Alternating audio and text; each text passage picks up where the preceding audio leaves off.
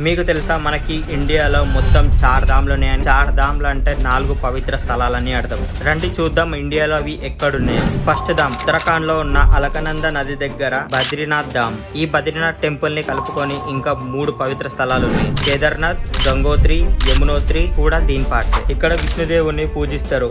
Minus temperature ఉండడం వల్ల ఈ గుడి ఒక్క సంవత్సరంలో 6 నెలలే ఓపెన్ ఉంటది. సెకండ్ ధామ్ వచ్చేసి గుజరాత్ లో ఉన్న ద్వారకా ధామ్. ఇక్కడ ఎక్కువ శ్రీకృష్ణుని పూజిస్తారు. ద్వారకలో ఉన్న వాళ్ళు దీన్ని శ్రీకృష్ణ నగరి అని అంటారు. మూడో ధామ్ వచ్చేసి ఒడిశాలో పూరిలో ఉన్న శ్రీ జగన్నాథ్ టెంపుల్. ఇక్కడ కృష్ణుడు శ్రీ జగన్నాథ్ అవతారంలో ఉంటారు. నాలుగో ధామ్ వచ్చేసి తమిళనాడులో రామేశ్వరంలో ఉన్న రామ్నాథ్ స్వామి టెంపుల్. ఇక్కడ లార్డ్ శివని పూజిస్తారు.